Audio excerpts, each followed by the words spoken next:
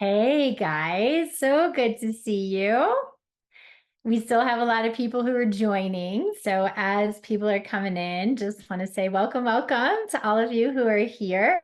And I see some of you are putting on the chat. I see we got South Carolina, we got Texas, we got LA. Tell me where you guys are from. So some of you know this, some of you don't. I split time between Southern California and Colorado, and we're in Colorado right now, and it's gorgeous. Do we have any other Colorado people in the house? Let me know. All right, we got New Jersey, we got Chicago, Seattle, Northern Cali, Southern Cali. Do we have any international people? Anybody here from across the pond, as they say? Yeah. Okay, guys. Well, I'm really honored that you have chosen to share your time with me. And I know time is our most precious, non-renewable resource. So also celebrating you all for taking the time to focus on your passion, your talent, the ways in which you want to grow, the breakthroughs that you want to claim in this process. So I'm really glad you're here. While we're waiting for more people to join, I have a little getting to know you poll that I'm going to launch on the Zoom. So you're going to see it show up. So while we're waiting for everybody who's still coming in, take a second and just fill out the answers to the poll. Don't need to overthink it. It just helps me get to know you guys better. Because as you answer some of the questions, it may help me to be like, oh, we have a lot of people here who are XYZ. So maybe I'll do a little thing on Wednesday or Thursday around something specific. So it really helps me to get to know you and understand. Are you guys all seeing the poll? Ash, are you seeing the poll? I just want to make sure Yes. that you guys are seeing this. Yeah, thumbs up. Okay. Because I don't see. Ashley, do you see that? Did I launch it correctly? I did see it. You do see it. Okay. Now I don't. Okay. Are you guys seeing it? Okay, Amy says she sees it. Okay, great. Oh, yes, it's up. Okay, awesome. Good. So you guys help me learn a little bit about you. Some of you might have been chatting with some of your concierges. And how awesome are our concierges, Amy and Siri and Andre. So they're members of our community who have been through our training program, have worked with me for a long time. And so they're really great in answering questions and helping you guys to make sure that you get the Zoom links and you get the replays and all the things for the workshop. And if there's specific questions that you have, you can always ask them. You guys don't see it. I see. So I see you guys are filling it out now. I see some of you are filling it out. I can see it's coming in now. There you go. That's awesome. Okay, so as we're doing this, welcome to those of you who are just joining us. We're just getting started here. You might see a little poll that's come up on your screen. That's just a getting to know you poll. It helps me to learn about who you are and the things that are important to you so I can make sure that we hit things in this workshop that are important. Great to see all you guys in the chat who are here. Okay, so officially welcome. I want to get rocking with you guys. This is our Vocal Powerhouse Accelerator Claim Your Breakthrough Edition. So some of you may have seen me live in the Facebook group yesterday asking you, what's the breakthrough that you want to claim, right? And so because this edition is all about understanding the gap between where you are and where you want to go and claiming the breakthrough that you want by the end of the week. Could be a breath support thing, could be a resonance thing, could be a confidence thing, could be a mindset thing. And, you guys know me. I'm really big on mindset. And a large piece of that is being clear and intentional about what you are focusing on. Right? We cannot change something we are not aware of. So those of you who may have come to the workshop who say, I just know I need help and I just want to absorb it all. And that's awesome. I love that. And I want you to see if you can get clear on at least one thing that you hope to get a breakthrough on. And you don't have to get clear on it super right this minute. But as I talk today, there might be something that comes up in your mind and you're like, yes, that's the thing that even if I focus on nothing else, that's something that I really, really want to get to the next level on. So I want to celebrate you guys for being here, because the next 5 days are going to be full of training, and I'm going to give you foundations of what I call the 5 pillars that every singer really needs to understand how to go from unreliable to unstoppable, how to get those breakthroughs that get you to the next level, whether it's breakthroughs in your performance, whether it's how to break through in auditions, how to manage your energy, how to stand out from the competition, right? And you guys, I do not care what level you're at, whether you have some training, some performance experience, but you're not really actively in the game right now, or whether you're perhaps performing a lot and you have tons of training, but maybe you're just not that reliable in landing those next level opportunities, those next level elite gigs. So regardless of what level you're at, these next 5 days are really all about learning to stay reliably at that next level for you in your technique, in your performances, in your artistry, in your impact, so that you can go out there and achieve those opportunities that you really, really want for your singing. So if you're just joining us, I have launched a little poll that you can figure out.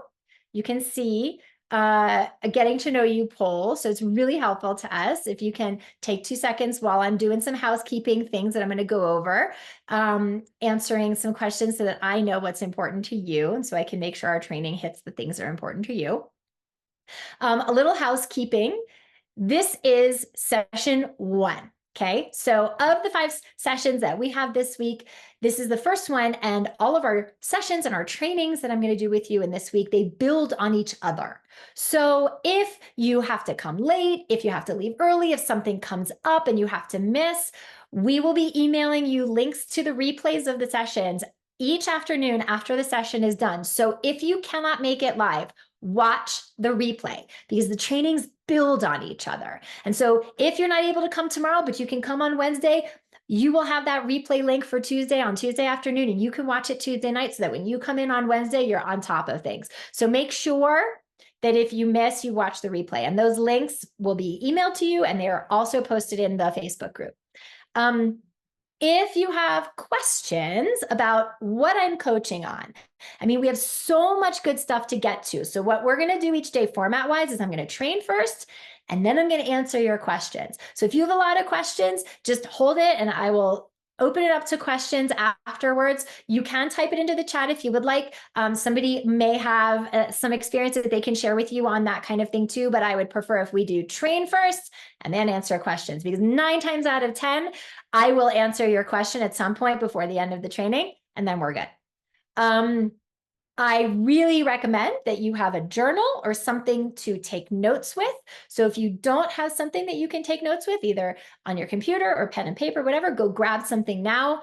Also, it's a great way to jot down your ahas, what I call your distinctions, the things you want to remember, your takeaways, and also being able to jot down any questions that you have for later. From time to time, I will ask for volunteers, people who want to be guinea pigs to sing and coach on a particular tool that I'm giving you. And so we use the raised hand function for that. So if you look down at the bottom of your Zoom screen where it says reactions, that's where you can find the raised hand. If I ask for guinea pigs, or if anyone has questions, you should use the raised hand function. Okay, this is really important, guys. Now, a reminder that this is a safe space. This is a space that is safe for those who want to share and sing, where we encourage vulnerability. We encourage bravery. I have a 0 tolerance policy for meanness, criticism, judgment in the chat. We are all here to learn. And the best way to do that is if we feel like we can just feel free to just put it all out there, and we will not be judged. There will be no bullying, no mean. So with all due respect, if any of that's going on in the chat, we will kick you out of the meeting. Luckily, I've never had I've never had to do that, probably because I'm such a hardcore, this is a safe space. So be really compassionate. A rising tide lifts all boats, okay? And the last thing I want to mention is we've done this the last few workshops, and I'm going to do it again this week, which is we're doing a scholarship opportunity throughout this workshop, a scholarship to come work with us in our intensive training program.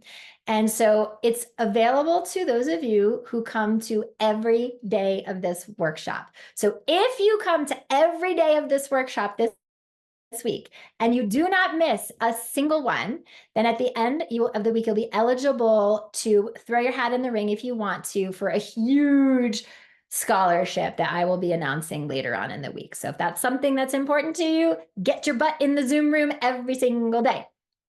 Okay, so I'm gonna end the poll. Thank you to those of you who filled it out. I appreciate it. And just a note about replays is the replays are available only until Sunday, until midnight, the end of this week on Sunday. So you have plenty of time to watch the replays through the end of the week, but they're only available during the week of the workshop. So if you cannot make it live, just make sure you watch the replay sometime before the end of the week. Okay, so glad to see you guys. My goodness, we have so many amazing people here right now. And what I want to focus on today is to help you guys understand the number one reason that the majority of you still experience issues with your sound, your technique, your consistency, your confidence, why you're not reliably singing and performing at that next level for those big opportunities you really want. Some of you, despite all of your vocal training, all of the coaching, all of the experience, why you're still not breaking through to those next levels. And the very first thing that we need to fix, the very first breakthrough that you need in order to change that and start to create a new reality. Okay. So this is the thing that most voice teachers do not teach you. I certainly was not taught this. I had to figure all this out on my own over 10 years of walking into every pothole and wall that I possibly could have. And so what most teachers, most voice teachers don't teach you, that sabotaging your singing is our very first topic today, because nothing else that I teach you over the course of these next 5 days of this workshop will matter without first getting a deeper understanding of the mind-body connection in singing. This is the number one breakthrough that facilitates everything else. So let's dive in. Okay. So you all have talent, but being a successful singer and getting to that next level that you want is not about talent. You've all got talent. So if everybody's got talent, what separates the successful singers from the ones who just stay on the bench? What separates the men from the boys, the good singers from the superstars? Well, guys, it's all about energy. It's all about energy. And so what do I mean by that? Your audience, guys, responds to your energy, not just your singing, not just your voice, okay? But the audience is not the only thing that responds to your energy. Your voice responds to your energy as well. Because the way you use your energy, it affects your voice. So this is not your instrument, okay? This larynx, this is not your instrument. The whole body, your whole body is your instrument when you sing, okay? So that's concept that I really want you to understand, that you don't sing with this, you sing with your entire body. And just like a cello player or a clarinet player, a trombone player makes sure that their instrument is in good working order, we need to make sure that our instrument, our entire body, is set up to work our technique as efficiently as possible. Because your body cannot do what your brain is sabotaging. So that is concept number one for today. Write it down. Your body cannot do what your brain is sabotaging. Because your body here, you guys, it's built to respond to your brain in everything. Okay, your body is only ever responding to your brain all day, every day. Your brain is just managing and directing the functions of your body, your heart rate, your digestion, your basic functions, as well as it's interpreting your environment. Your brain is making meaning out of your environment, telling you how to feel about it, which causes a physical reaction in your body. So when we have a thought or a feeling, it lives in the body. We physicalize our thoughts and our feelings. Your body is responding to what your brain is telling it as it interprets the environment, as it interprets your feelings, okay? So if you have, and by the way, this is normal, like this is just part of being human. We all do it, okay? We physicalize our thoughts and our emotions.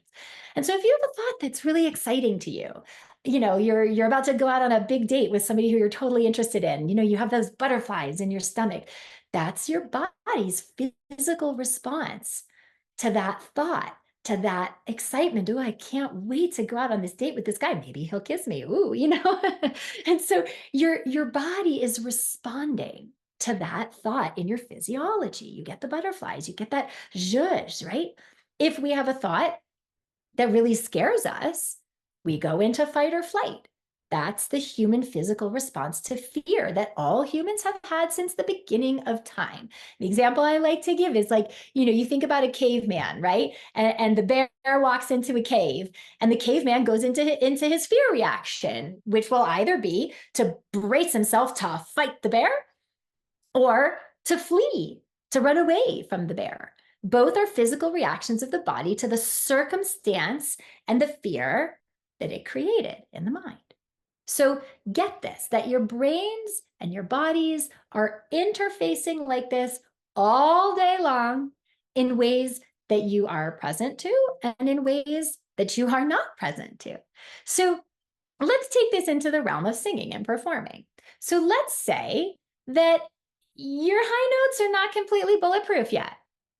And because of that, you get some fear around your high notes. You're afraid of an upcoming high note that's coming in a song that you're singing. And so does anybody relate to this? Does anybody get anxiety when it's time for the high part of the song? Or maybe it might even be, transitioning through your break, through your mix into that high part of the song, right? So tell me who gets anxiety? Who gets fear around high notes? Let me know. Type it in the chat. I want to see who you are. You can own it. Yep, I see you. Micah, Jessica, the break. Karen, me. Yep, Tracy, Christina, Jen, I got you. I see you. Yeah. Okay, so you guys totally are picking up what I'm putting down here. It's that anxiety because that high note is a common. Okay. And guess what?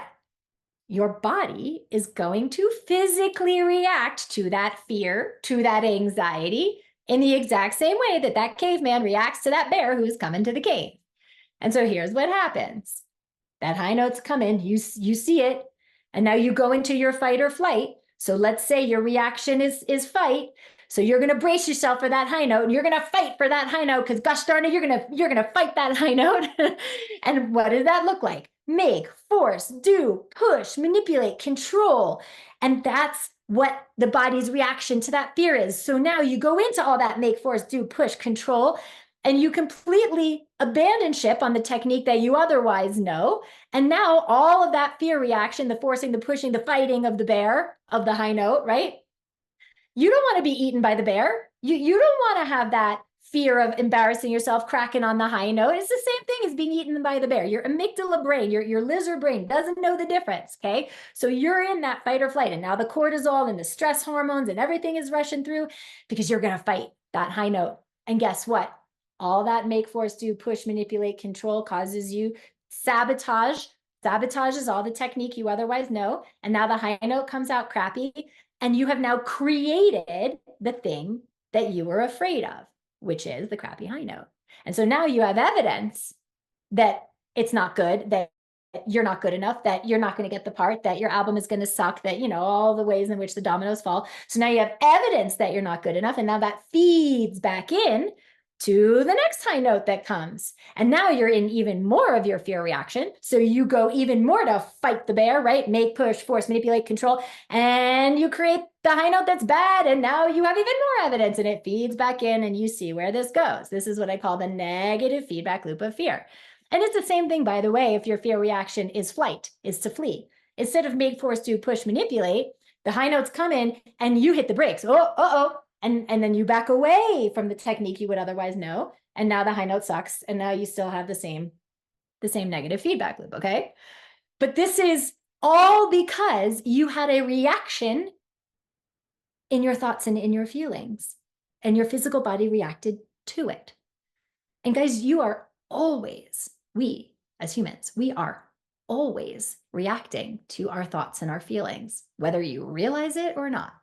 It is just part of being human. And all people have physical reactions to our thoughts and feelings. And one of those physical reactions is tension. Tension is one of the ways that our body girds itself, protects itself from a difficult or uncomfortable feeling or thought. Whatever the cause, whatever the feeling, it physically lives in our body in the form of tension. But as singers, it means that the physical reactions to our thoughts and our feelings also live in and affect our instrument. So for someone who's not a singer, right? Jane Doe sitting at her computer doing her, accounting job, whatever, while physicalizing her thoughts and feelings, it may not be comfortable, but it's not going to prevent her from doing her job. But for a singer whose body is her instrument, it has a dramatic effect on you being able to do your job. And because the physical reaction to your thoughts and your feelings affects the energy that moves or does not move through your body or your instrument, that is why it is so important that we understand this connection, because the physical reaction to your thoughts and your feelings can interrupt that free flow of energy. And sound, guys, is a form of energy, like light, like heat. Energy cannot be created or destroyed. That's the law of entropy. Anybody remember high school physics? Anybody? High school physics, law of entropy. Energy cannot be created or destroyed, right? Mr. Falchi, my high school AP physics teacher, would be very impressed now that I'm like putting this in in a workshop. But high school physics, law of entropy. Energy cannot be created or destroyed. And you have one job as a singer, and that is to impact your audience. Okay? The bigger the impact, the more success that you will have as a performer. And so if your job is to impact your audience, for that to happen, you have to be the most open channel for energy in the form of sound to move through you to your audience. There cannot be any blocks to that energy, because energy and vibrations need to flow freely through the body for optimum singing technique and sound and impact. And unfortunately, our body's physical responses to uncomfortable thoughts and feelings, conscious or subconscious, it causes blocks in this energy. And those blocks live in the body in the form of tensions that block that free flow of energy and sound from happening. So, what's going on in your mind, both conscious and subconscious? It matters. Like, I can't hit this home enough. I could give you the best technique in the world, and it will not matter if brain is sabotaging body from using it. What's going on in your mind matters, because it affects how your energy lives and moves in your body. It has a huge effect on your ability to tap into the fullest potential of your body, of your voice, of your sound, to use your technique and succeed in the ways that you want with your singing. So this brings me to concept number 2 for today, which is energy is the link between mind and body. Write it down. Energy is the link between mind and body. It is what creates the mind-body connection. And so if the body cannot do what the brain is sabotaging, then in order to stop the sabotage so that mind and body are working together when you sing, you have got to understand and align the energy that is creating the sabotage. So let me explain how this works, okay? So the energy that many singers like you are in when you sing, singers who are up and coming, singers who are developing, singers who, know that there's some place that they want to get to. They know you have the potential. It's just not where you live, right? The energy that most singers like you are in when you sing, regardless if it's an audition or performance, recording session, or even just practicing, it usually comes from one underlying subconscious need, and that is the need to prove. How many of you feel the need to prove when you get up and sing? The need to show that you're good, the need to prove your talent, the need to prove you're good enough, that you're worthy, talented, lovable, able to succeed. Yeah, guys, this was the energy that I was in when I was a young singer in my early 20s in conservatory. It was a lot of need to prove that I was good enough, that I was talented, that I deserved to be there. And none of us really wants to admit it, but this is where most of us are operating from. And I love that you guys are like owning in the chat that you relate to this. So most of the time, this is not conscious, but it's really the subconscious, what I call not enough thinking and energy that's driving the bus. And you respond to that underlying subconscious need to feel like you're enough and prove that you're enough in usually one of two ways. The first way is with a very outwardly focused energy. It's a very like, look at me, listen to me, buy my record, come to my show. Like you've seen singers like this. An example I like to give is like if you watch the competition shows like The Voice or Idol or whatever, and the singers get up there and they're all like, and it's all just like, ah. and they may have like a great voice, but you as the audience member, you just want to be like, stop trying so hard. Just like stop, because we feel that, like we feel accosted by it. They're really trying way too hard. And guys, the audience, they can smell it a mile away. It's really uncomfortable to watch. And it sabotages their technique because it makes them push. They push because they've got something to prove. And gosh darn it, they're going to give it to you and they don't want to fail. So they just overdo and they push and they blow everything out. And it just ends up sabotaging the technique and not being the best sound for that feedback loop that I was telling you about. Not to mention that, the audience really feels like accosted by their energy. And it's like, you just want to tell them, just like, chill, right? It's not comfortable for the audience to watch. And the audience who's watching that, who's just a layperson, and they couldn't tell you why they don't like them. They just know that it just didn't feel like that expansive, gracious, powerful performance. So that's the first way that the need to prove shows up in a very outward, like, somebody put into the chat, desperation diva. Yeah, love that. Totally. The second way that we respond to the need to prove is actually by doing the opposite, pulling back our energy, receding, shrinking.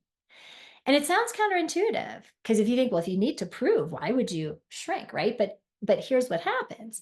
It's like we finally got an opportunity to sing, to prove our gifts to ourselves, to others, to show what we can do, what we've done a million times in our own practice by ourselves, by the way, right? So we have this opportunity finally, once someone else is listening, that pressure to prove our worthiness can be so overwhelming that for some of us, it just becomes too much and we shrink away from it, or worse, it paralyzes us in the moment.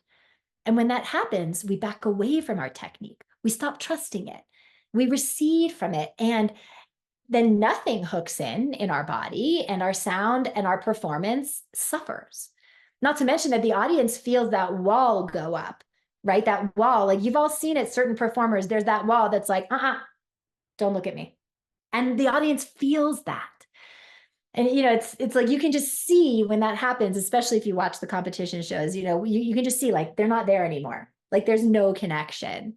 They're singing, but what their energy is broadcasting is contraction. What they're broadcasting is, don't look at me, whether they mean to or not. They've completely gone into the bunker. So this is an example, both of these examples, whether it's the, look at me, or whether it's don't look at me, right? Come from the need to prove. And that need to prove is an example of what I call stinking thinking. Stinking thinking, the need to prove. And there's no way that you can break through to the next level of your voice, of your career, with that kind of stinking thinking going on, because it affects your energy in either one of two ways.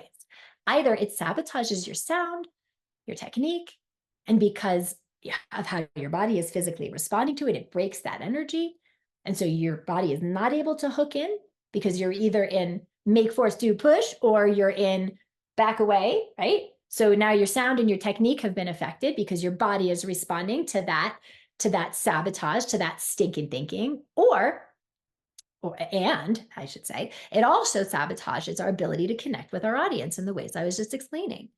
Because without both of those things in place, there's no way that your voice and your energy and your performance is going to make that impact. And without that ability to make an impact reliably, because, we want to be able to do this, right? Reliably, without the ability to consistently make that impact at a very high level, then you don't have the success as a singer at the level that you want. And now you feel insecure. You feel less than. And then you don't act on your own behalf as powerfully as you otherwise would to go after opportunities. You don't put yourself out there in a way that serves your goals. And then you stay small. You stay small. And then you're there watching somebody else up there on that stage thinking, that should be me. I have that. Why am I here? Why are they there? And you stay small. So what do we do about it? What do we do about this? First, we have got to change the thinking, because when you change the thinking, you change the singing. That is where all the breakthroughs that you want live. So that is concept number 3 for today. Changing thinking equals changing singing. Most of you who have tons of training. I mean, how many people in here have tons of training under their belt and you still feel like you are up against that ceiling and you're not breaking through the next level of your voice in your career? It is because you have been training yourself from the neck down and you have not been addressing the thinking. When we change the thinking, we change the singing. It is the backbone of everything that you are going to learn over the next few days. Because, like I said, I could give you the best technique in the world. And trust me, guys, I've got some incredible technique tools that we're going to get into over the next few days. I work my singers hardcore in technique. It is important. Don't get me wrong. You will hear things and learn things this week that nobody has ever taught you technically, but none of that will matter if you do not get these concepts first. Why? Say it with me, because your body cannot do what your brain is sabotaging. Any athlete will tell you that. That's why, pro athletes, and we have the Olympics coming up, they all have performance coaches because they get the idea that you got to get your head in the game. And so they're trained that the mental game is just as important as the physical game. And unfortunately, guys, singers have never been trained that way. But you and I, we as singers, we are no different than a high performance athlete in the sense that we are asking our body to do the same thing over and over again for a desired outcome. It is no different than whoever, Tom Brady, like perfecting his throw so that when he gets in the game, he can just run on instinct. Or Simone Biles being able to do the flippy floppy flippy thing. And like, she doesn't have to think about it because her mind and her body are working together, because she's got her proverbial head in the game, so to speak. Her mind has been trained in the same way that her body has. Athletes are trained that way. And unfortunately, singers traditionally have not. But if we're going to change the singing, we've got to change the thinking first, because changing thinking equals changing singing. Like, do you guys ever notice that you sing way better when you're like alone in the shower, alone in the car? Like, how many people are Grammy Award winners in your car? Right? And then you get into the audition and you're like, What? Why? Why isn't it the same? Any idea why that is?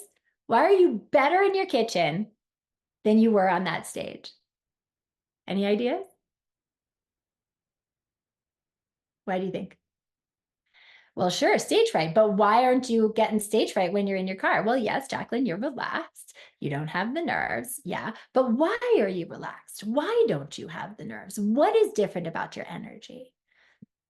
It feels safe. You're onto it now. Maria's getting there right. No judgment, Jessica. No one is watching because you guys, in those instances, you've got nothing to prove. There's nothing at stake, according to your inner critic mind. In those moments when you're in the car, when you're in your kitchen, in the shower, how you sing is not a reflection of your worth. There's no success or failure there. You're just trusting your instrument, trusting your technique, because in that private moment, you are enough for yourself. Your thinking is making meaning out of where you are, the circumstances you're in, and creating circumstances in your body, in your instrument, that allow you to use your instrument and your technique for you instead of sabotaging them against you.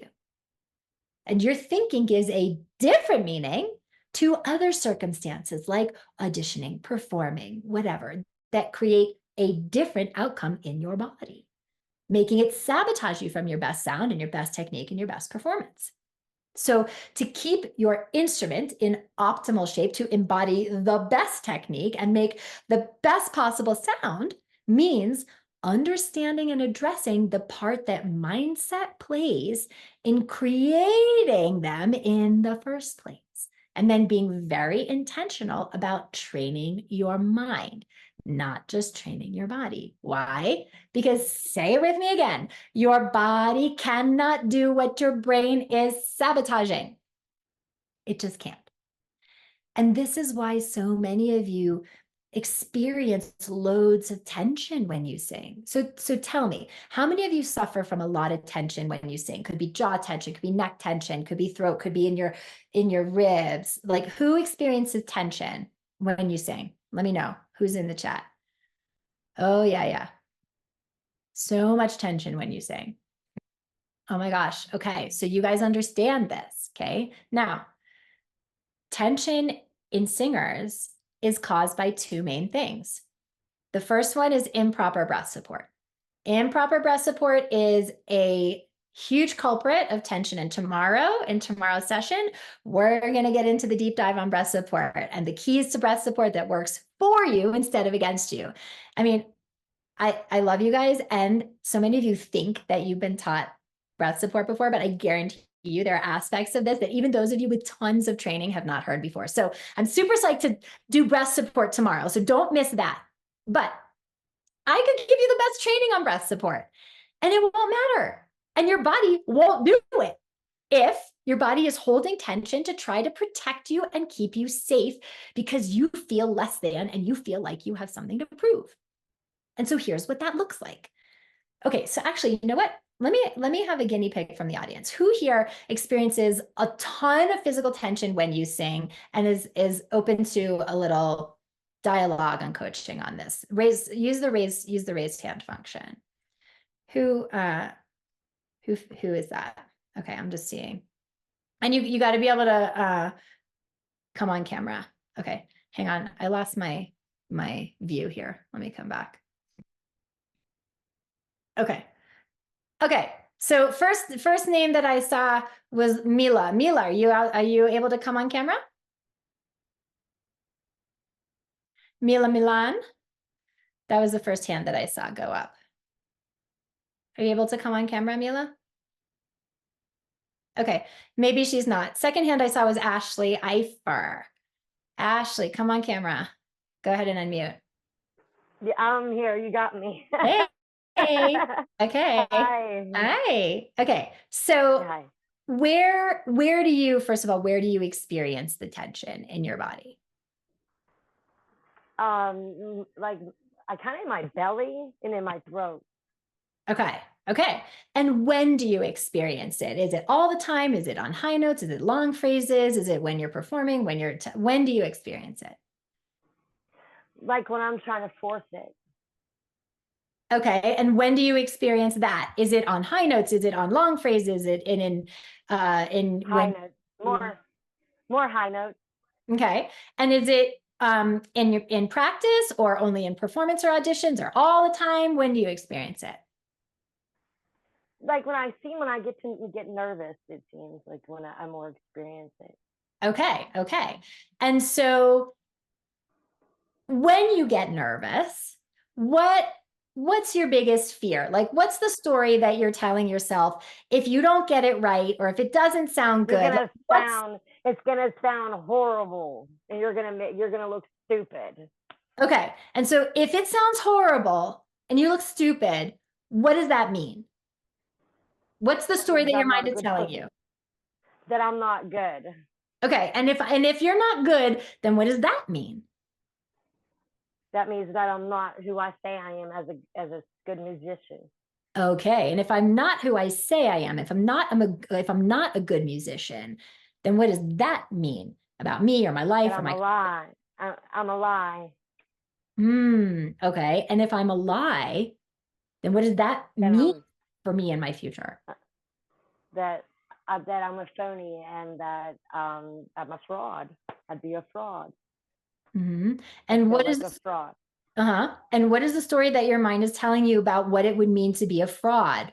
Play it out. So, okay, so you're a fraud. Then what? Then it would be pointless for me to do because then I would just be pretending to be something I'm not, or pretending to do something that I think that I'm good at, and I really am telling myself that I'm not. Okay, and so if it's pointless to do, then what happens? Then what's the fear? I feel worthless. I feel like I have no worth. Okay. And so when you say it's pointless to do and I would have no worth, if you're a fraud, does that mean that you would quit? Or does that mean that you would have to go do something else? Like, what does that mean?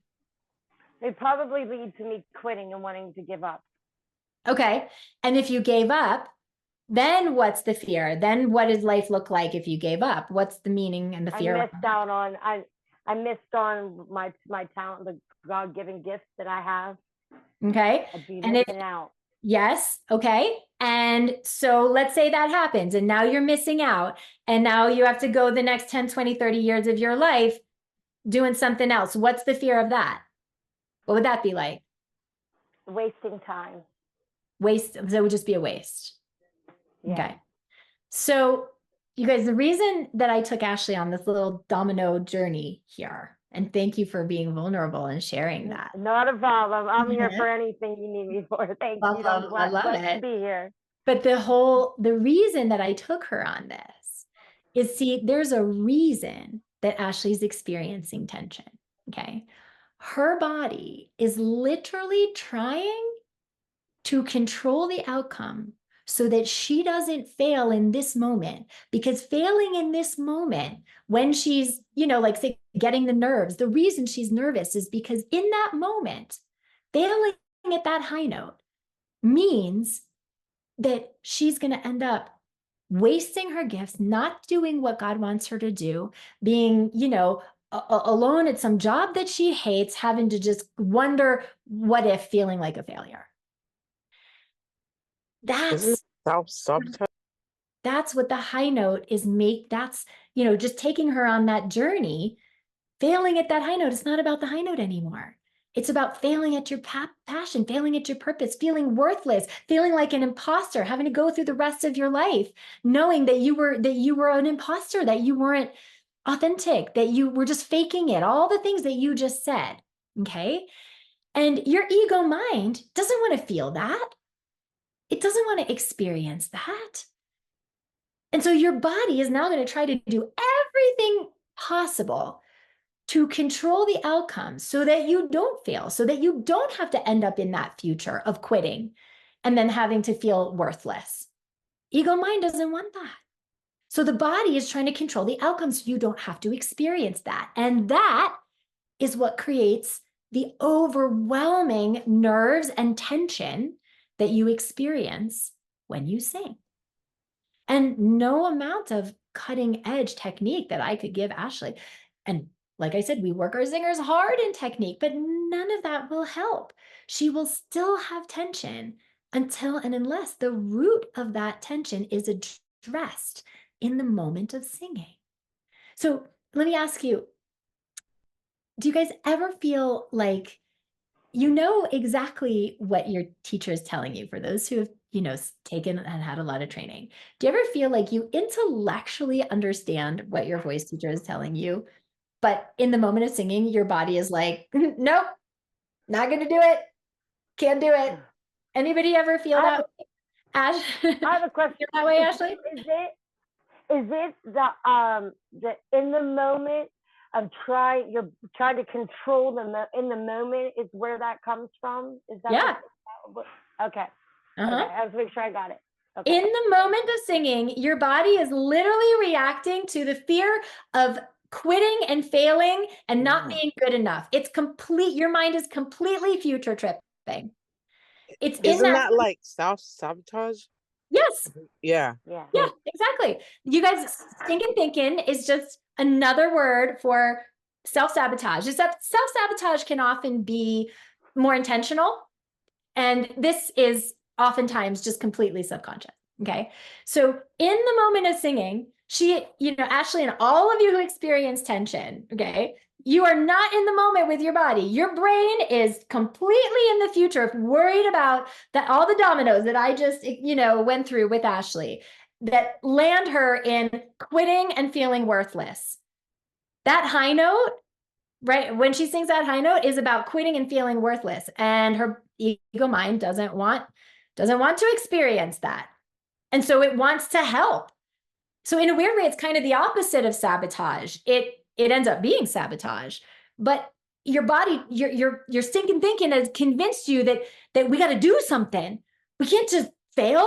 We can't just be worthless, right? So in that moment, all the technique that you have goes out the window, so that you, yeah, and your body is now in that fear reaction, in that tension, to try to prevent you from failing. And no amount of technique in that moment will matter if that negative feedback loop is still going on. That's why it's really impossible to help singers get rid of tension if we're only addressing it from the technique standpoint.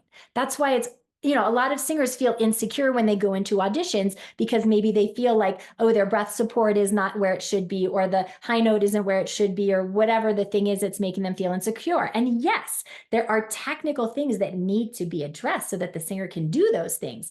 But technique in the absence of mindset doesn't matter, because you're only addressing half of the instrument, okay? And so technique, guys, is not optimized in a vacuum. It's not optimized on its own. You've got to get present to the thinking going on behind the singing if you're going to go from good to great. If you're going to learn how to stand out from the competition and make that kind of next level impact of your singing that gets you those next level opportunities that you really want. So to that end, in order to get the best possible results from the technique that I'm going to teach you this week, and so that you can fully embody them more quickly, the techniques and the tools, you have to get the breakthrough that you can, or to get the breakthroughs that you came here for, whatever they may be, that we need to get the mind on board. And we need to start training this connection, this energetic connection. And so I'm going to give you 2 things to do tonight, 2 little pieces of homework to do tonight, to start setting the stage for the foundation of a mindset that works for you instead of against you. And so the first thing I'm going to give you is a guided meditation. And it's a meditation for present moment awareness in your body. It's a meditation for present moment body awareness, to cultivate that connection, because cultivating a present moment awareness is the first and most important step in creating a really strong mind-body connection for singing. So how many of you, let me ask in the chat, How many of you have meditated before? Does anybody have experience with meditation? Tell me in the chat. Let me see. Does anybody have a daily practice of meditation? Or anybody have done it a little bit here and there? Like I see somebody say, I do it, but not really well. There's no such thing as being good at meditating. There's no such thing as being good or bad. It's just that you do it and you keep showing up for it, and you will always get something out of it. Okay, good. So I see, a certain amount of you definitely have experience with meditation. That's great. Anybody totally new to meditation, like never done a meditation before? And by the way, guys, with this meditation that I'm going to give you, you don't have to have any experience with meditating. You can be a total newbie. So, okay, so some of you are new to it. That's great. That's great. You're going to have a new experience with this, okay? So the meditation that I'm going to give you is a guided meditation.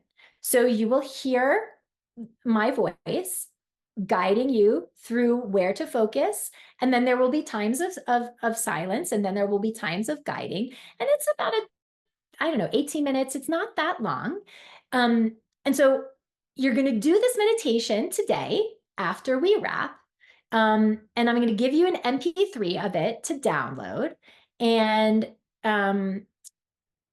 what I suggest is finding a really comfortable place to sit where your back and your body is supported. I don't recommend lying down for these meditations unless you have some sort of physical limitation, which makes it difficult for you to sit for 15, 20 minutes at a time.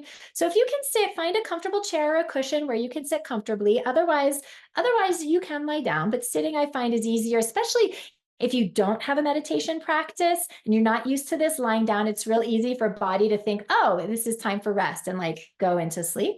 So find a comfortable place to sit. There is no right or wrong way to experience the meditation. And you guys will see Ashley just put the link to the meditation in the chat. So where it says day 1 homework, this is where you will find the meditation and the journaling exercise that I'm going to give you that goes with it.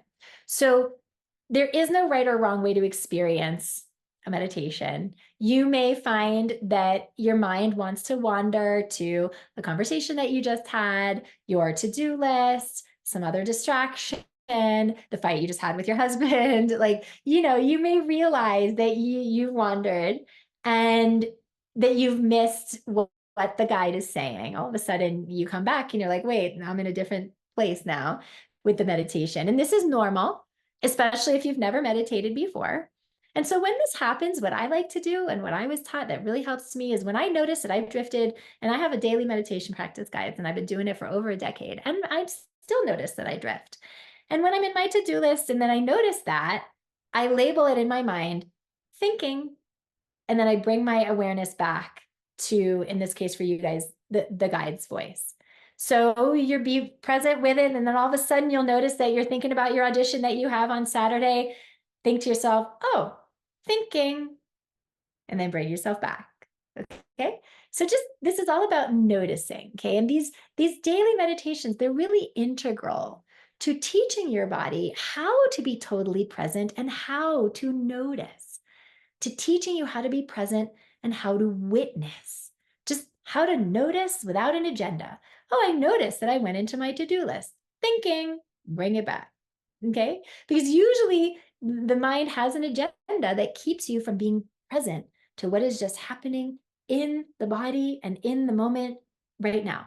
Because the mind is usually busy in one of two places. It's either shaming you about the past. Oh my God, I can't believe I said that thing. Or, oh, I botched that audition. Or, oh my God, is he mad at me because of our conversation? Like, spin, spin, spin. Your mind is either shaming you about the past, or it's busy tripping out on the future. What's going to happen? Am I going to have enough money? Am I going to get sick and die? Am I going to flub the high note?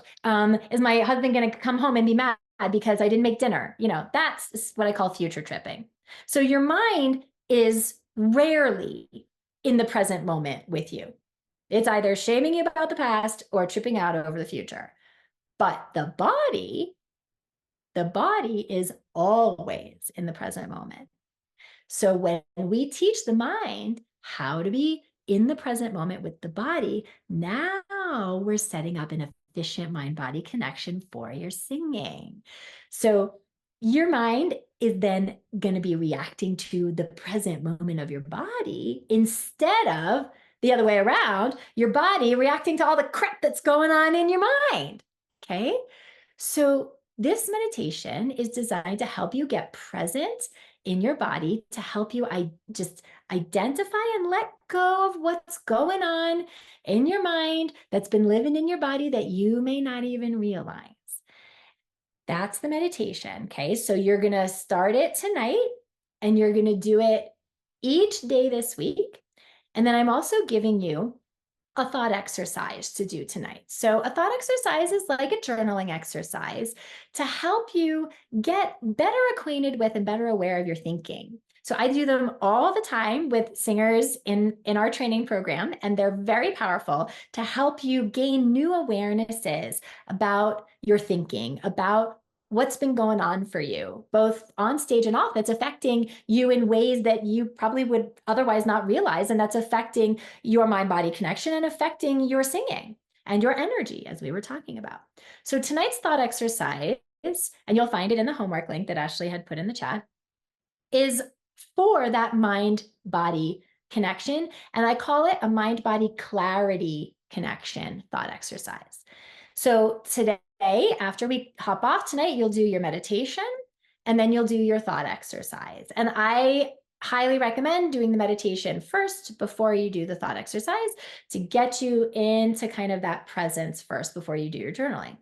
Like I said, the meditation is something that you should do each day this week. It is not a one and done thing. Okay.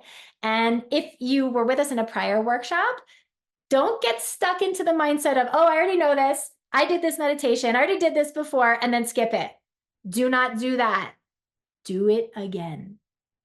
Think about it this way. Go deeper with the meditation this time. Approach the thought exercise and the meditation from a new intention from where you are now. It's been X number of months since you did it, and you are not in the same place.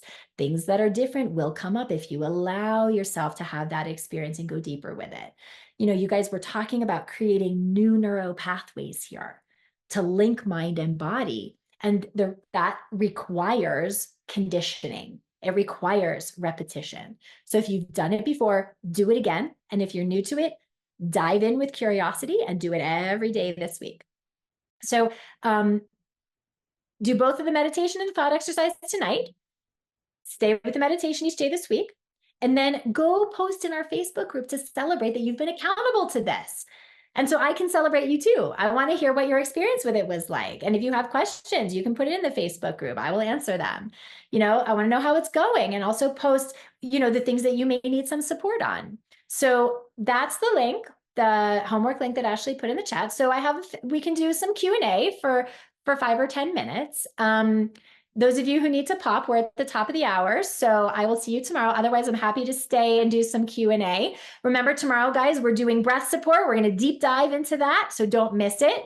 And now if anybody has any questions, use the raise hand function, and I'm happy to answer.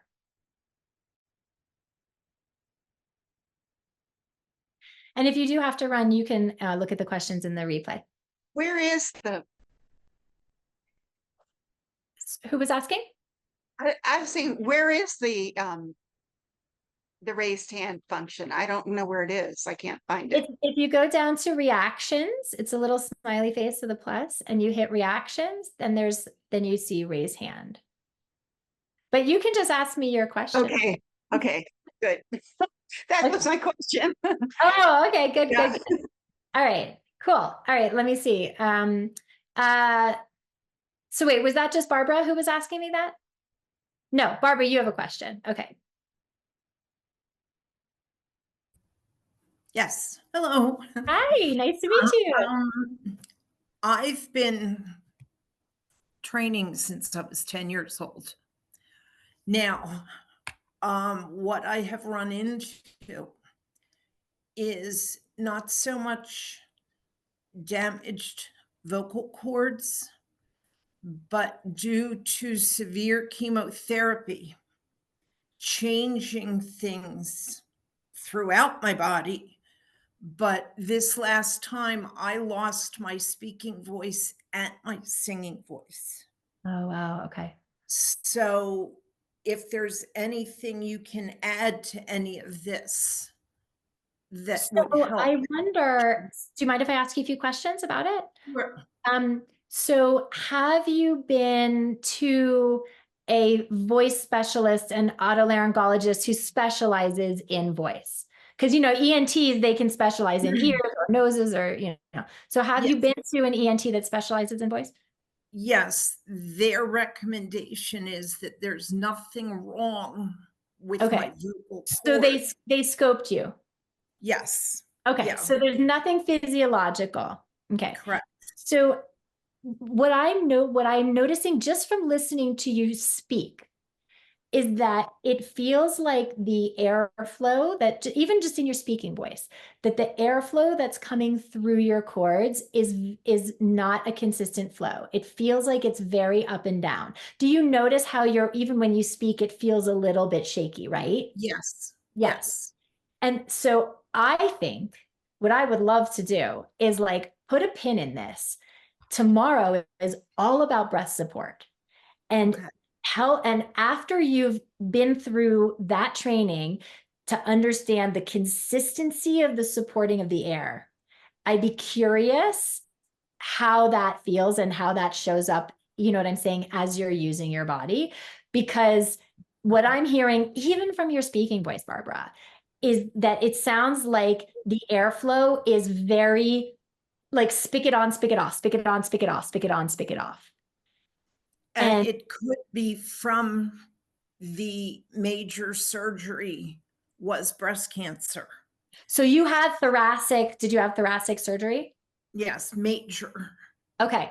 Yeah. So there might be some issues with the intrinsic muscles, which we're going to talk about tomorrow, the intrinsic and extrinsic muscles that we use in breath support, that there might be some ways that those were compromised in that surgery.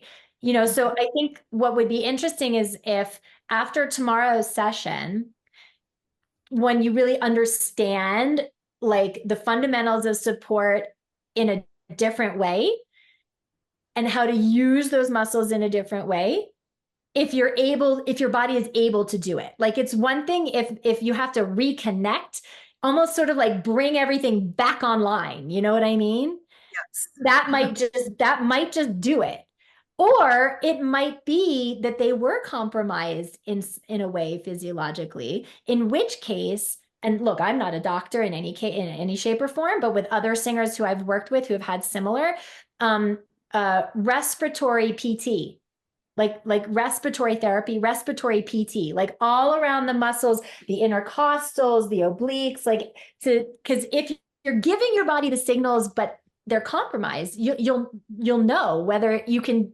The reason you can't do it is because the muscles literally won't, or maybe you have a new understanding and everything comes back online, and then your body's like, oh. Yeah, because the traditional breath control that I've been taught for years is not working. Yeah. And I hear it even in your talking. So it just seems like everything in how you're moving air for sound has gotten kind of knocked off its center. So let's see what happens tomorrow. And then you can shoot me a DM in Facebook or shoot me an email and we can, see. Okay, great. Thank you. Yeah, you're welcome. Awesome. Okay. Hey, it's Nathaniel. I recognize you. Hello, hello. It's good to see you again. I'm honored to be here. Hello, hello. Hey. How do you handle a hoarse voice? It's really strange. It depends on why you're hoarse. Okay. So there's a hoarse voice because you've had bronchitis and you've had a cold and you've had inflammation because you're sick. So there's a hoarse voice because of that. Or there's a hoarse voice because you're not sick, but because of misuse. So handling them is completely different. You know what I'm saying? So if you're asking personally for you, why do you think you're hoarse? Are you have allergies, or are you sick, or bronchitis, or whatever? Or you're not sick, but you're experiencing hoarse? Which one? Not sick. I'm wondering if it's because of misuse, improper support, straining. My Keep my going. high end, Keep my high going. end. No, my but head your voice instinct is disappeared. right. Your instinct is right. Yeah, it is. You guys, hoarseness, vocal fatigue, that's another word for hoarseness. If you're not sick, it's that's your body telling you you're not doing this as efficiently as possible. It's like a little flag. It's like you're not doing this as efficiently as possible. So when when we do breath support tomorrow, when we do resonance on Wednesday, when we get into that stuff, it's noticing, not just noticing whether you understand the correct technique, but what part the mindset plays in it, because you might intellectually understand. And when you're in practice, your body might be able to do that and not be hoarse. But then if you're going into performances or recording sessions where now there's what? Need to prove, pressure to deliver, all that stuff. And then all that new technique goes out the window because nobody's working on this with you, right? So it's a both sides of the coin thing, and understanding which is it, or might be a little bit of both. But the origins of hoarse voice, if you're not sick, is overuse. Like, you can just know that, or not just overuse, or misuse. Yeah, Like singing high notes without being completely warmed up. I get and then I get excited and sing entirely too long or too much, and oh my God. Well, yeah, and there's also then some boundaries that you need to set for yourself. I will not sing unless I've warmed up for 5 or 10 minutes. You guys, warm up doesn't have to be an hour. Warm up can be some lip trills, some yayas, some sirens. But what you're warming up, Nathaniel, and this is for all of you, what you're warming up is you're not just like warming yourself up into your range. What you're actually warming up is the good technique. It's not that you do a warm up that matters. It's how you do it. So when I'm warming up, what I'm warming up is, oh, this is how I use my breath support. This is my consistency. This is how I feel my inhale. This is how I feel my space. I'm warming up my technique. And my voice, then I get into my range and I feel warm. But what I'm really doing is I'm reinforcing the technique that I want to warm up, so that when I go into the songs, I'm not blasting my high notes, and I'm not straining, and I'm not running out of air, because the warm up was to warm up my technique, the tools that I need to remind myself to be using, so that I don't blow myself out and get vocally fatigued and all the things that you're talking about, right? So there's two things going on. There's knowing that when you warm up, that you're warming up the right things and you're not just reinforcing bad technique. And then there's creating that accountability and that boundary for yourself, which is to say, I will not sing unless I have 10 minutes. And creating that boundary for yourself that says, every 45 minutes, I'm going to take a 15-minute break or a 20-minute break. Like, I'm not just going to, that's self-care. And that's important. What about too much air bombarding the vocal cords? That's bad. That's inefficient breath support. And we're going to talk about that tomorrow. Okay. Are you going to teach how to properly warm up for the technique in this workshop? Yeah. So you guys, all of the homework that I give you, and when I give you technique trainings, and I'll be giving you MP3s and things to practice with, all of that I'm giving you over the next couple of days, use as your warm up. That you guys, your technique work, your technique training is your warm up. Your warm up is your technique. They're one and the same. Good question. Cool. I'm glad you're back again, Nathaniel. All right, Hadassah.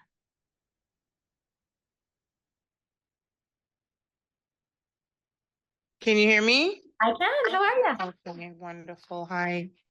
How are you? Thank you so much. I really appreciate what you're doing for all of us. My question is, I saw an ENT, and I'm currently working with a speech therapist because they found that I had two tiny nodules on my vocal cords, and the ENT said it's nothing like for surgery or anything, just like some speech therapy would help. Did he put you on vocal rest for that? She told me a little bit. Like, I'm gonna see her tomorrow. So we'll continue that. Like I'll have my second session with her. She wants me to do a nebulizer treatment for moisture, drink more water, you know, stuff like that. Okay. But my question is, I'm trying to find like my sound, like my actual pitch or note, I should say, that because I'm totally new. I sang in a church choir when I was a child growing up. And then after that, I have not been really singing and stuff like that. So how do you find like your, you know, voice? Your unique sound. Yeah, your unique, Yeah. exactly. Okay. So really simply, number one, get some technique, because how do you know what your potential is, what your sound is, if your body doesn't really have the best like foundation for efficiency to open that up? You know what I mean? So number one, get techniques so that you know what the potential of your instrument is and you know what you're playing with, right? So that's the first thing. The second thing is come to Thursday and Friday this week, because we're going to be talking all about like my unique sound and how do I tap into myself. So I hate to kind of like punt the question, but we are going to talk about that later on in the week. So yeah, for sure. All right, thank you. Yeah, you're welcome.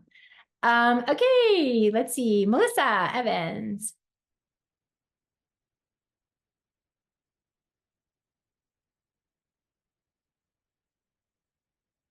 Oh, wait, you're muted. Go ahead and make sure you unmute. There we go. Unmute. Woohoo! All right, I'm here. Figure that I out. exist. Big win. Okay. So what I'm looking at is a few things. I too have been to an ENT, but they weren't necessarily a voice specialist per se. And I might have, and I don't know how you prove it, but she said I might have presbyopia, I think. I call it presba old voice. That's what she said to me. She says, "Oh, you have old voice."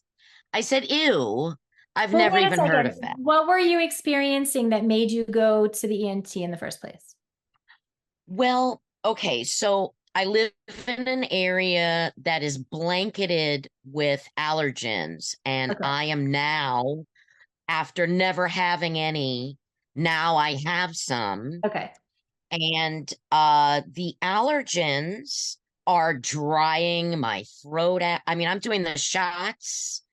Okay. I'm taking desloratadine. I know people have said that, you know, that Claritin can be very drying, and It is. It can be. I mean, okay, so allergies are one thing, but when you sing, when you phonate, and do you ever record yourself and listen back? Like, what is it that you don't yes. like that you think is getting messed up? Well, What is so it about the first, sound? I guess I am used to my voice being smoother sounding. Okay, so Not are you quite so getting raspy. are you getting a wide vibrato? So what I mean by that is like that oftentimes is what gets associated with the aging voice, with the age voice. So a normal vibrato, a wide aging vibrato. No. Okay, so you don't No, have thank God. Okay. Not that. No. Okay, so it's just the raspiness. It's raspy, and my upper register has suffered so terribly. Okay. Now So- granted, oh, sorry, go ahead. No, go I ahead. was just gonna say, like, just from you telling me what you're telling me, I can't speak to any kind of diagnosis. I can't speak to presbyopia. I can't speak to any of that. What I can tell you is that what you're describing to me is textbook breath support problems. Raspy. That could be great. Yeah, because like if that you could be- do like and look, you're gonna have to test it out when we work the technique over the next few days. You'll see. You know what I'm saying? But like the problem with drying cords, like from either allergies or the dryness, you know, from like the drugs or whatever it is that it makes the cords less able to vibrate fluidly because they're, you know, drier, right? And Yeah. but then what happens is that then we get scared because it doesn't feel like it used to, and we're not able to reach the head voice or whatever like we're used to. So then what most people do, and what my guess is that you're doing, because you're raspy, is you pushing too much air to push to those pitches, to push to make it sound like what you're used to it sounding. And now you're not on the efficiency of your support. So that's my guess. Yeah. So as you get Absolutely. back into So, the and the tools, last part that I was just going to say, as you get back into the tools, I think that will help. So that is amazing. I'm very excited about that for tomorrow.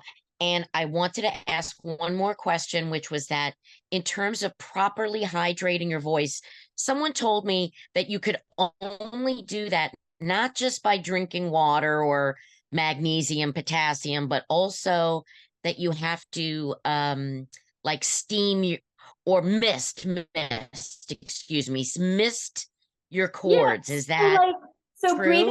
breathing in steam, breathing in humid air is good, but really it's just drinking water, because your vocal cords hydrate from the inside out. If your body, meaning like if your body is hydrated, if the tissues in your body are hydrated, the more hydrated your vocal cords will be. You don't, like, people think, oh, I need to drink water because I need to, like, my vocal cords need to flush with water. It's two different tubes. The water goes down your esophagus into your stomach. The trachea is where your vocal cords are. The water doesn't touch that. But the more you drink, then you're hydrated, your tissues, including the tissues of your larynx and the tissues of your vocal folds, the more hydrated you are. So mist can feel good. It can help. There's nothing wrong with it. It's good, but it's not a substitute for really like 8-ounce glasses or more. That's what you want to be drinking. Okay. And if you're not getting, if you don't feel hydrated after that, and it's because of, let's say, allergies or, you know, things that you can't control. The allergies are not the thing that's causing you to be dehydrated. It's the medicine. The pollen and the allergens themselves are not dehydrating. It's just something that you're breathing in the air. It's not dehydrating you, I don't think. Of course, my screen froze just now. This is great. So come on. So I would just say you can do steam. Steam is very soothing, but drink. Just, there's a saying, and so when in the opera world, it's if you're peeing clear, you're free and clear. So drink. Okay. All right. That's a good rule. Thank you. Problem. Okay, Patrick, hello. Hi, I was just wondering, because I was born as a mezzo-soprano, and you know how they said, and one of my favorite of all singers is Mariah Carey, and she has the whistle notes, and I can also hit the whistle notes that. So I can't hear you because you don't have your original sound on, but also I'm not gonna, this is just for Q&A. So if you have questions about like range and breath support and all of that, you guys have, like, 90% of these questions are going to be answered in the next 3 days without even asking, because you're going to get the tools to understand them. So is there something specific, like, that's not about needing tools or wanting to expand range? Because Patrick, we're going to get into that. You're going to get so much. I was just wondering because I'm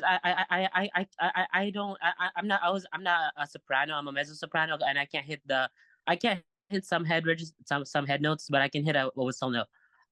Okay, so I can't. But that's what I was wondering. Yeah, so a lot of, when it comes to range, guys, range is 3 things. It's your physiology, meaning what you were born with, right? So I am a very high coloratura soprano, which means that my vocal cords are very short and very thin. But did you hear the whistle I did? No, because you don't have your original sound on, but it doesn't matter because I understand. Okay. I understand your question. Okay. Yeah. So what goes into range is how thick and long your vocal cords are.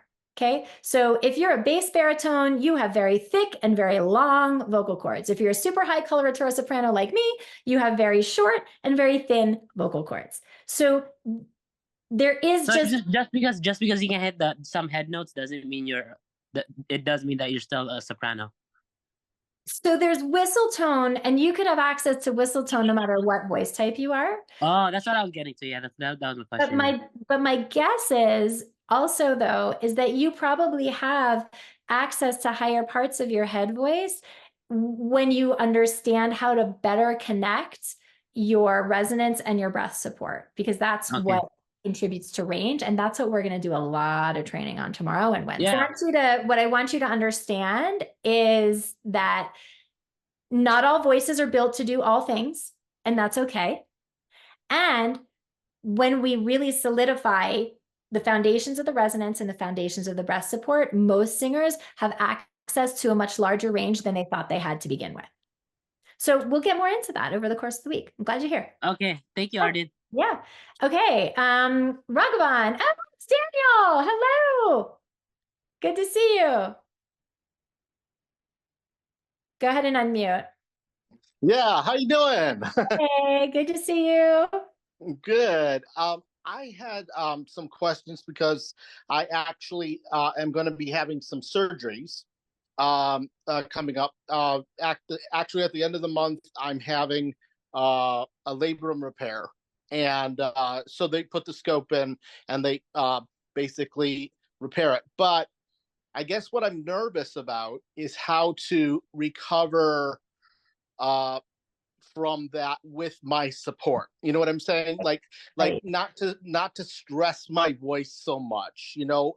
And So, I mean, I guess this is one of those things. It's like, you know, everybody's body responds and reacts to surgery differently. And so this is where it comes back to mindset, which is right now, Daniel, you haven't had the surgery yet, and you don't know what's going to happen. And so be in the moment with your body right now. And we're not going to create future problems where there are none right now. No, right. You have the surgery, and then you're going to see what happens. So I'm just going to tell you to be in the moment with your body as it is right now. And that will be what it is. And when it is, then you will deal with it, whatever it is, because there's really nothing right now that you can do for it except worry about it.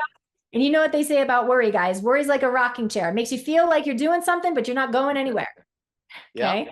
Okay. And also, just so you know, I will be also having some neck surgery where they cut here, you know, and they repair basically a disc in the back too. So it's basically the same answer probably too. Yeah, which is like right now, like we're just not creating future problems where there are none. And this is mindset, guys. This is mindset. Okay. All right. Okay. Good. Thank you. Okay. Yes. So you guys, I have to pop off at 3:30. So please, you know, get right to the point of your question. Okay, Anastasia. Hi, how are you? Hi, good. So I'm wondering, I meditate daily and I incorporate it into my practice. Whenever I do an audition and stuff like that, I have to get into the mindset of like the winning mindset, like being I read this book called Effortless Mastery by Kenny Werner, and I did a little master class with him, and it had meditations in it, and so the meditations really help, but my problem is still the mental problem you're talking about, where I psych myself up and think, oh, I can't hit that note. I'm not going to hit that note. I'm going to be a failure. Everyone's going to laugh at me or whatever. So the habit of your mind is to always be in the future. I'm going to fuck it up. Pardon me. I'm going to mess it up. It's not going to be good. I'm going to embarrass myself. All the future worry.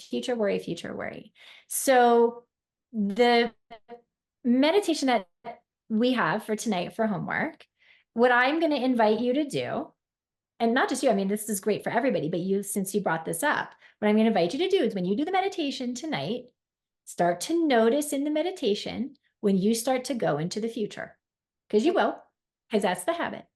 Start to notice that. label, oh, I'm thinking. Okay, come back. Oh, he's talking about my breath. So I'm coming back to my breath. Or we're talking about moving energy through the solar plexus or whatever. Just bring yourself back to the moment in the body, follow the guide. And you'll just start to notice in the meditation, because it's impossible in the moment of performance, in the moment that counts, for you to bring yourself from all the future tripping back into the moment with your body and your performance if you don't have any regular practice and conditioning of doing that when you're not singing. Got it. When the stakes are not high, when there's no pressure to deliver. So starting to notice, and then when you get into that ability to notice the thoughts and redirect in the meditation, because that's what the meditation teaches you how to do. It's like taking a wild stallion. Your brain's like a wild stallion, grabbing the reins. Nope, come back. And then the stallion wants to buck and run and rise it. Nope, come back. Okay, that's what the meditation is training you how to do, so that you know that. And so like when I get up on stage, I know exactly how to bring myself back because I have a practice of doing it. And so starting to notice when you're not in meditation, oh, I'm in worry, I'm in this, oh, let me come back to the moment that I'm in. But it's really hard to do that if you don't have a practice of doing it when there is no pressure to deliver, when there are no stakes. And so that's what the meditation is there to help you do. So be in the meditation tonight. Don't worry about the audition yet. It's the same thing I just told Daniel, which is don't worry about the surgery. Don't worry about what's happening and getting nerves in the future tripping in the auditions. Don't worry about that. Let's just train the brain to do it in the meditation first. Yeah, thank you. I get in this headspace where I'm kind of like, when I'm on stage, I kind of like leave my body, not my body, but my consciousness is not in my head. It's like somewhere out there. And I don't really relate to how I feel on stage as to how I relate in daily life. I kind of like, you go to this other place and you're not present in the moment with your body. So this is going to be really good for you. Yeah. Great. Yeah, good question. Okay, right. Rachel, make it quick. I want to get to everybody before we go. I don't know if I'll have time. Thank you, Arden, for answering other people's questions. I really appreciate it. I'm wondering if you're going to be going over the speaking voice for singers, especially during the breath support, because I've learned that a lot of issues also stem from that. Yeah, so the focus of this workshop, no, I'm not going to be specifically talking about speaking voice. However, the same techniques and the same ideas that I'm giving you for breath support for singing are exactly applicable for when we're talking. The only difference is for singing, we're doing it over iteration. Whereas for talking, we're not talking over, you know what I'm saying? We're not like in these long vowels, you know what I'm saying? But you'll notice when we get into it tomorrow that a good deal, not just tomorrow, but over the next few days, that most of the time, people actually do know better how to talk than they think they do. They're just lazy. They're just lazy in their body. So they vocal fry a lot and get into that. You know, when somebody comes into awareness around that, or a lot of people speak too low for their singing voice. So that was a problem that I had a lot in my training, which is I would talk down here, I would talk down there, and that's it.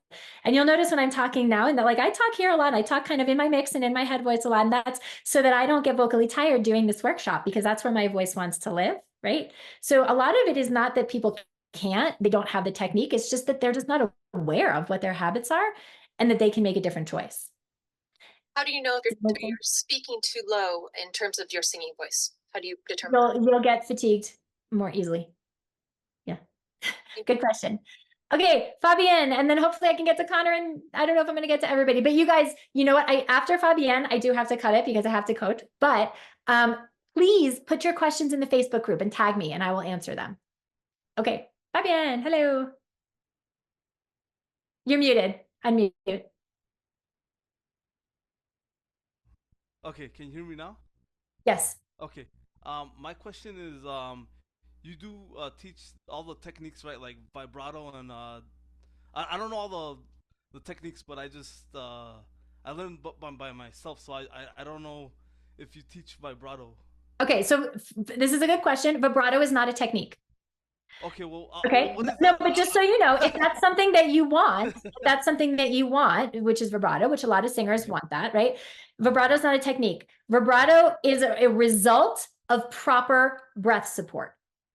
So we're going to be, you'll understand this tomorrow. We're going to get into a lot of this tomorrow when we do breath support. So just put a pin in it. And then if you still have a question about it, you can ask me. Okay. Okay. All right, guys. I'm sorry that I can't stay longer, but we will have plenty more time for Q&A as we go through the rest of the week. So do your meditation tonight, do your thought exercise tonight, be here right on time tomorrow. Go into the Facebook group, celebrate yourself for doing the meditation, share any interesting awarenesses or experiences that you have, any questions that you have. And I will see you same time, same place, domani, tomorrow. Bye, guys. You're wonderful. Thank you. Bye. Thank you so much. You're welcome. Yeah, I just want to